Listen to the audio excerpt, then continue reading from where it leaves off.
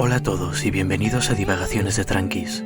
Llevamos 3 meses acumulando conocimientos de biología para poder entender las razones por las cuales nuestros cuerpos se deterioran con el tiempo. Hace 2 episodios hablábamos un poco de las razones puramente fisiológicas, lo que causa el deterioro a nivel celular. Y en el episodio pasado hablamos de las discusiones que existían dentro de la comunidad científica sobre si este deterioro ocurre por razones inevitables o si al contrario es un proceso biológicamente regulado, una demolición controlada de nuestro organismo que ocurre porque a la larga confiere algún tipo de ventaja evolutiva. Si lo que buscamos es una respuesta, tenemos que tener en cuenta que es muy posible que sea una respuesta provisional. Pero si queremos una de todas formas, es mejor ceñirse a la primera familia de teorías, que contemplan el envejecimiento como un efecto secundario de otros procesos evolutivos.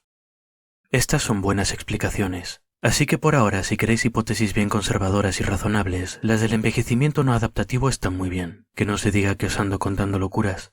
Pero el que seamos conservadores y razonables en general no quiere decir que no podamos divertirnos un poco de vez en cuando, y esa es la razón por la que este episodio está etiquetado como divagaciones en vez de como biología de tranquis. Durante estos 3 meses o así hemos aprendido un montón de biología. Yo creo que la suficiente como para recoger el guante que arrojaron los partidarios de las hipótesis no adaptativas. Hoy vamos a intentar poner este conocimiento en práctica, y a crear nuestra propia hipótesis científica que explique el envejecimiento como algo adaptativo. Es decir, algo modelado y favorecido por la selección natural. Y empecemos por delinear los problemas que tenemos que solucionar. El gran problema teórico que existe a la hora de justificar el valor adaptativo de la vejez es que muchas hipótesis apelan a la selección de grupos. Dicen que el envejecimiento es bueno para el colectivo de la población o la especie a la que pertenecen los organismos, ya que al poner una fecha de caducidad a los individuos viejos, evitan la competición entre las nuevas y las viejas generaciones y retiran genomas obsoletos de la reserva genética. La idea es que esto aceleraría la creación de variabilidad genética, ayudando a especies y poblaciones a adaptarse más rápidamente a condiciones cambiantes y reduciendo la vulnerabilidad de la especie o población a brotes de enfermedades o parásitos. Esta explicación tiene sentido intuitivo, pero gracias al episodio 40 sabemos que este tipo de comportamientos altruistas, en los que un organismo se sacrifica por el bien común, plantean un problema teórico. En principio, si tenemos organismos que envejecen en una población de organismos que no envejecen, van a tener una desventaja sustancial, ¿verdad?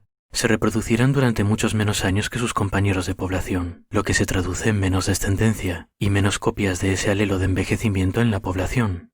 Da igual cómo de útil sea para la población o la especie de aquí a 100.000 años. Necesitamos una explicación para que una variante genética que cause envejecimiento sea ventajosa a corto plazo frente a una que no. Por suerte ahora sabemos, gracias al mismo episodio del altruismo, que existe una situación en la que este tipo de comportamientos pueden funcionar. La clave es que un alelo exitoso crea más copias suyas en la población que otros alelos para su mismo gen, otras variantes que compiten con él por el mismo sitio en el cromosoma, pero no importa en qué cuerpo estén esas copias. Así que, por ejemplo, un alelo que haga que una hormiga obrera se sacrifique para que su reina cree otras 10 obreras, cada una de ellas con otra copia suya, será un alelo exitoso, aunque la hormiga en particular que se sacrificó no lo sea. Esta forma de ver la evolución desde la perspectiva de los genes es muy útil. De hecho, es una perspectiva bastante común en biología evolutiva, y por eso me extrañó ver tan solo 1 o 2 estudios usándola para dar una explicación del valor adaptativo del envejecimiento, y además ninguno de ellos establecía una relación directa con el sexo. Es un poco frustrante porque el principal problema de estos modelos desde la perspectiva de los genes es que necesitan que las nuevas generaciones tengan más eficacia biológica que las anteriores. Una forma de explicar esto es que las generaciones más antiguas envejecen, pero si envejecen entonces el envejecimiento ya existe por alguna otra razón, y nuestra hipótesis es redundante. Pero nosotros conocemos otra forma de explicarlo, y es usando lo que aprendimos del sexo y de la hipótesis de la reina roja en los episodios 41 y 42. De hecho, os voy a intentar convencer de que el tipo de situación que lleva a que el sexo sea ventajoso, lleva a que el envejecimiento también lo sea. Para sentar las bases de la hipótesis, imaginemos una población de gusanillos que viven en el barro del fondo de una charca hace mucho tiempo. Estos gusanos no envejecen. El envejecimiento todavía no está inventado. Esto cambia cuando uno de los gusanos sufre una mutación en un gen implicado en los mecanismos de reparación celular. Llamémoslo gen R. Hasta ahora este gen tenía un único alelo, al que llamaremos alelo salvaje, y mantenía a los gusanos perfectamente jóvenes hasta que morían por depredación, frío o algo así. Pero después de la mutación un nuevo alelo se crea para ese mismo gen R, que se extiende un poco por la población. Llamémoslo el alelo Marcelo. El alelo Marcelo no funciona tan bien como el salvaje, y hace que los mecanismos de reparación celular del gusano que lo porta tengan un poco de déficit a la hora de reparar todos los daños normales del funcionamiento de su cuerpo. Como resultado, un gusano que porte a Marcelo va a ir acumulando daño celular con el tiempo y se va a volver menos efectivo. Si asumimos un medio ambiente más o menos estable y recursos abundantes, Marcelo está condenado. Simplemente los gusanos que vivan más tiempo y con más salud van a tener la oportunidad de reproducirse más y van a crear más copias del alelo salvaje, mientras que Marcelo se va a ir quedando atrás. A medida que pasen las generaciones, la proporción de gusanos que llevan copias de Marcelo va a ser menor y menor, hasta que desaparezca completamente o se convierta en una curiosidad, una enfermedad genética que sufren estos gusanos de vez en cuando. Pero en la realidad el medio ambiente no tiene por qué ser estable, de hecho raramente lo es, y los recursos no son necesariamente abundantes, de hecho raramente lo son. Cambiemos la perspectiva. Gracias al episodio 42 ya conocemos la hipótesis de la reina roja, hipótesis que decía que pese a que el sexo era muy costoso, era necesario para crear variabilidad genética.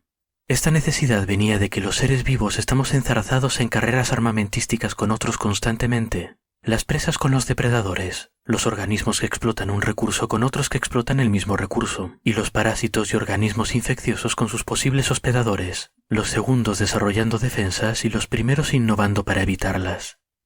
Una de las cosas curiosas sobre la hipótesis de la reina roja es que varias publicaciones con modelos matemáticos llegaron a la conclusión de que estas carreras evolutivas no generaban suficiente presión como para que el sexo mereciese la pena. Algo parecido a lo que pasa con el envejecimiento, de hecho. Sin embargo, nosotros sabemos que estos modelos han debido de subestimar lo crítico que es no quedarse atrás en estas carreras armamentísticas. En el episodio 42 vimos un ejemplo de gusanos con reproducción sexual opcional, que se vieron forzados a asumir el costo del sexo cuando se los combinaba con una bacteria infecciosa contra la que debían desarrollar defensas. Los que no podían o no querían reproducirse sexualmente morían cuando esta bacteria se iba adaptando a sus defensas, al no poder actualizarlas mediante la creación de variabilidad genética, y este no es el único estudio que ha dado resultados parecidos. Sabemos entonces que las carreras armamentísticas son peligrosas, son importantes. Ya vimos lo que les pasó a las patatas clonales de Irlanda cuando apareció una cepa de hongo bien adaptado para infectarlas. Así que a nuestra charca con gusanitos añadamos este factor. Una o más bacterias, virus y parásitos que conviven con nuestros gusanos y que a veces los infectan y los ponen enfermos o incluso los matan. Los gusanos ante esto no tienen más remedio que reproducirse sexualmente y crear variabilidad genética.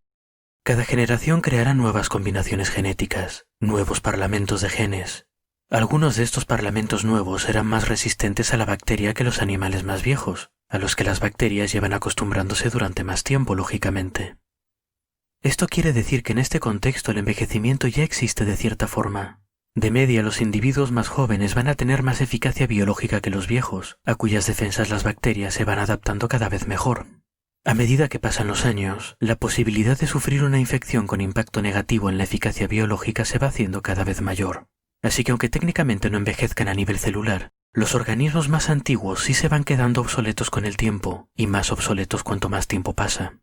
Esto significa que los organismos más nuevos siempre van a tener de media cierta ventaja de eficacia biológica en comparación con los más viejos, aunque sea un poquito. Lo segundo que ayuda a explicar el éxito del alelo Marcelo es asumir que los recursos de nuestra charca solo pueden sostener a un número limitado de gusanos, y que los gusanos se reproducen por encima de la capacidad del ambiente para alimentarlos a todos. Esto no es mucho asumir. Y de hecho es el punto de partida de la selección natural. Tenemos una situación entonces de competición por los recursos, en la que algunos gusanos van a tener que vivir y otros que morir, y en la que por lo general los organismos son más efectivos cuanto más nuevos, porque están enzarzados en una carrera armamentística contra bacterias. Si somos un alelo salvaje, y los cuerpos en los que tenemos copias no envejecen, los gusanos que mueren por la competición por los recursos están decididos más o menos al azar. Puede incluso que dependiendo de cómo crezca nuestro gusano, los más viejos y grandes tengan una ventaja competitiva frente a los juveniles a medio crecer. El alelo salvaje entonces va a estar distribuido en gusanos un poco de todas las edades. En contraste, el alelo Marcelo provoca que a medida que pase el tiempo los gusanos que lo portan se vayan deteriorando. Mucho antes de que las bacterias se hayan adaptado a sus defensas ya habrán empezado a ser menos efectivos, debido al deterioro celular que están sufriendo sus cuerpos. Esto da una ventaja competitiva a los gusanos más juveniles y fuertes sobre sus mayores, o directamente mata a los más viejos, reduce el número de gusanos y alivia la competición en general. Esto tiene varios efectos. Primero, en comparación con el alelo salvaje, el alelo marcelo estará dentro de cuerpos más jóvenes de media y por tanto más resistentes a futuras infecciones. Con la misma cantidad de recursos, Marcelo estará invirtiendo más en innovación. Cuando las bacterias empiecen a adaptarse a las generaciones viejas, matarán entonces de media a más gusanos que lleven el alelo salvaje que a los que lleven a Marcelo, porque los gusanos Marcelo que iban a ser vulnerables a la bacteria ya murieron antes, y ya fueron sustituidos por otros que suponemos que son más jóvenes y que por tanto resisten mejor la infección.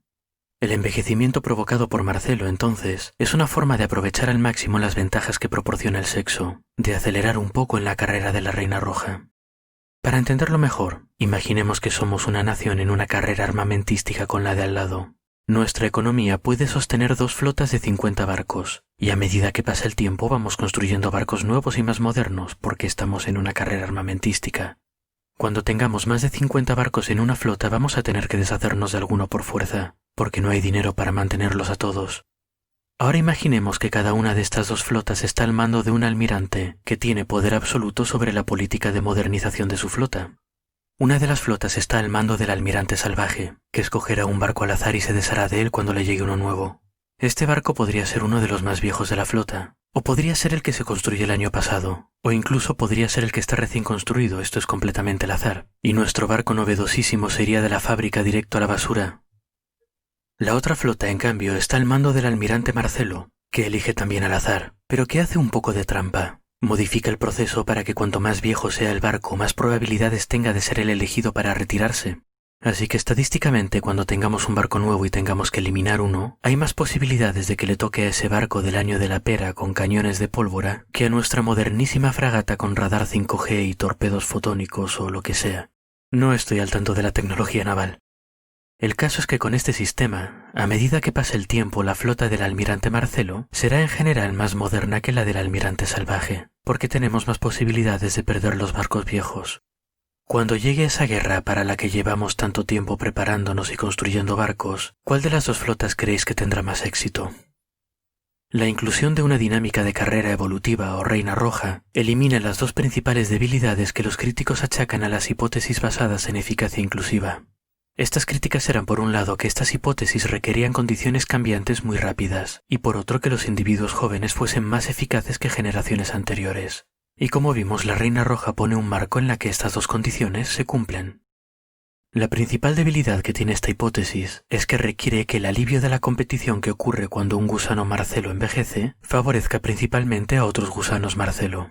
Si favorece a un gusano que vive al lado pero que tiene el alelo salvaje, entonces Marcelo suele estar haciendo el tonto y extinguiéndose poco a poco al ayudar a sus competidores. Así que necesitamos que estos gusanos no se muevan demasiado y que en general los Marcelos estén más cerca de otros Marcelos y compitan más con los Marcelos por los recursos. Y lo mismo para los salvajes pero con otros salvajes. Este tipo de condición es un límite habitual de cualquier marco teórico con eficacia inclusiva. Según la eficacia inclusiva, el altruismo solo funciona en grupos en los que los organismos tienden a estar emparentados entre ellos. Esta no es una condición tan exigente, ojo. Hasta los propios críticos del envejecimiento adaptativo consideran que en la naturaleza esto es lo suficientemente frecuente como para poder asumirlo sin demasiados problemas. Así que en resumen, nuestra hipótesis postula que en poblaciones de organismos que se reproducen sexualmente, con recursos limitados, alta presión de parásitos y con cierta segregación entre grupos emparentados, un alelo que provoque envejecimiento tendrá cierta ventaja sobre uno que no. Tampoco es que sea una teoría muy novedosa. Varios autores han hecho hipótesis sobre la evolución del envejecimiento que incluyeran a la Reina Roja, y otros lo han hecho pero incluyendo la eficacia inclusiva. Nosotros solo hemos leído lo suficiente para darle una vuelta, juntar estas 2 hipótesis e intentar refinarlas un poquito más. Pero bueno, así funciona la ciencia muchas veces, ¿eh? Pasos pequeños basados en el conocimiento acumulado de decenas o cientos de estudios anteriores. Ya hablamos un poco de eso en los episodios de CRISPR, bastante relevantes ahora con todo el tema de la entrega del Nobel. Pero bueno, y volviendo a lo nuestro, quién sabe, quizá lo que decimos tiene sentido, y simplemente los autores que están peleándose sobre el envejecimiento no llegaron a leer nunca los estudios experimentales sobre dinámicas de Reina Roja en gusanas elegantes que vimos hace unos episodios. Muchas veces los científicos están muy especializados en su propio campo y leen poco de otras cosas que se hacen, y quizá eso esté haciendo que nos estemos perdiendo ideas importantes. Por eso en lo personal aprecio mucho que este programa me obligue a leer de tantos temas diferentes. Pero bueno, para ser realistas no sé si esta hipótesis es muy convincente. Creo que si se la planteásemos a alguien que lleva muchos años trabajando en esto nos la llenaría de agujeros en un momento. Pero de todas formas, si pensásemos que esto es algo serio, el siguiente paso sería refinar nuestra hipótesis y escribir una publicación seria. Podríamos proponer un modelo matemático que demostrase que lo que decimos podría funcionar en ciertas condiciones, o quizá mejor todavía, podríamos diseñar unos experimentos que intentasen demostrarla. Yo la verdad soy más fan de los experimentos que de los modelos. Podríamos hacer, por ejemplo, algo parecido a lo que se hizo para las gusanas elegantes, cuando intentaron probar la hipótesis de la reina roja. Se sabe que hay mutantes de gusana elegante que envejecen a distinto ritmo que otros. Quizá merecería la pena poner a varios mutantes de estos juntos en una plaquita, someterlos a una carrera evolutiva contra bacterias infecciosas y ver si al final los gusanos más longevos tienen más éxito que los menos, o viceversa. Pero bueno, como veis, esto de crear hipótesis sobre el envejecimiento y la muerte es muy complicado. Así que probablemente no tengamos una respuesta establecida sobre el tema en mucho tiempo. Y es importante aclarar que no la vais a encontrar en los desvaríos de un biólogo hipercafeinado. Pero quería hablar de la hipótesis en cualquier caso. Creo que hay algo atractivo en pensar que la explicación del sexo y la muerte, que son dos de las grandes preguntas de la biología, están relacionadas de alguna forma. Y además la verdad es que no podía dejar pasar la oportunidad de crear un episodio que se llamase Sexo, Muerte y Patatas, ni aunque me costase 3 meses. Con esto se acaba la serie del envejecimiento y se cumple más o menos 1 año de biología de tranquis. La semana que viene tocarán otras divagaciones cortitas. Os hablaré un poco sobre mi filosofía a la hora de hacer este programa y os diré qué planes hay para su futuro. Hasta entonces pues, y espero que hayáis disfrutado el episodio y la serie en general.